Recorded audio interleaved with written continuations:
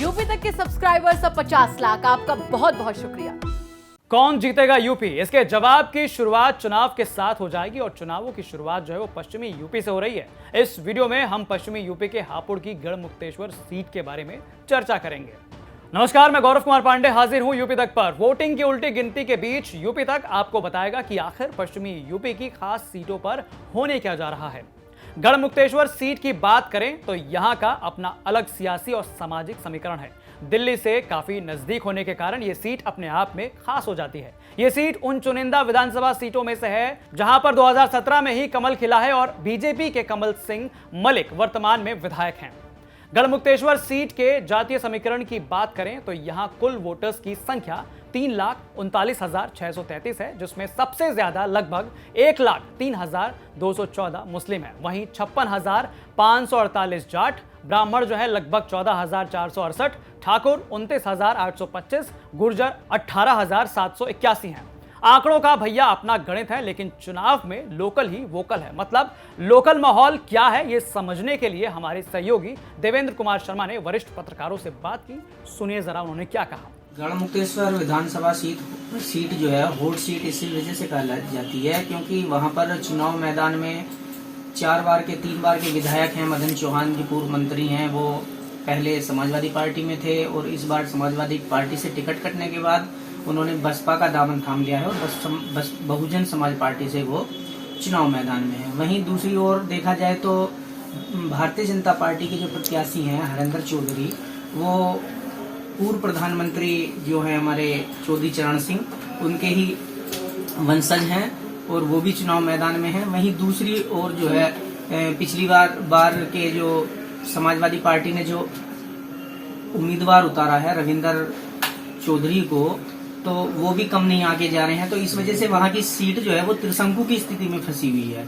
और बहुजन समाज पार्टी के जो प्रत्याशी हैं मदन चौहान, वो भी अपनी मजबूती से दावेदारी पेश कर रहे हैं कि इस बार उन्हीं की जीत होगी। और वहीं देखा जाए तो भारतीय जनता पार्टी की जो लहर है और जो जनता का रुझान है उसको देखते हुए हरेंद्र चौधरी हैं, उनको भी कम नहीं आंका जाएगा।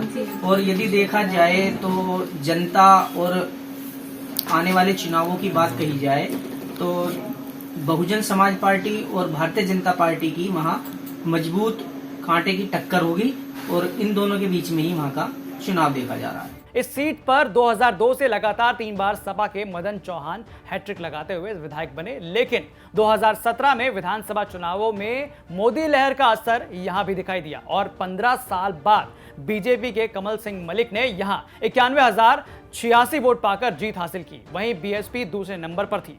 इलाके के एक और जर्नलिस्ट कहते हैं, देखिए गढ़ विधानसभा की बात करें, वहाँ त्रिकोणीय मुकाबला है। बात करें प्रत्याशियों की तो सपा से वहाँ पहले मदन चौहान थे जो 3 बार पहले विधायक रह चुके थे और 1 बार राज्य मंत्री भी रह चुके हैं। इस बार सपा ने मदन चौहान को टिकट न देकर कहीं ना कहीं अपनी सीट को मुश्किलों में डाल लिया है। सपा से इस बार रविंदर चौधरी को टिकट देकर सपा दांव खेल रही है। बात करें बीजेपी की तो बीजेपी इस बार हरेंद्र तेवतिया को उस सीट पर खड़ा किया है। तो देखने वाली बात यह होगी कि मुस्लिम वोट बैंक ज्यादा होने की वजह से जिधर मुस्लिम वोट बैंक ज्यादा होगा वो प्रत्याशी वहां से जीत हासिल कर लेगा। यूपी में विधानसभा नंबर 60 कहलाने वाली गढ़मुक्तेश्वर सीट पर गजब का गणित चल रहा है। अगर आंकड़ों को देखा जाए तो बीजेपी के सामने यहां अपनी सीट को एक बार फिर बचाने की चुनौती है, क्योंकि वो 2002 से लेकर 2012 तक लगातार 3 बार समाजवादी पार्टी के नेता मदन सिंह चौहान के हाथों हार रही थी। तो जैसा हमने आपको पहले बताया कि गढ़मुक्तेश्वर सीट पर पहले फेज यानी 10 फरवरी को वोटिंग होगी और नतीजे तो 10 मार्च को ही आने हैं। हम इसी तरह हर जिले का और हर अहम सीट का हाल आपको बताएंगे, इलाके के जानकारों से बात करेंगे, हर सीट का चुनावी इतिहास खंगालेंगे और आपको बताएंगे कि आखिर कौन जीत रहा है यूपी।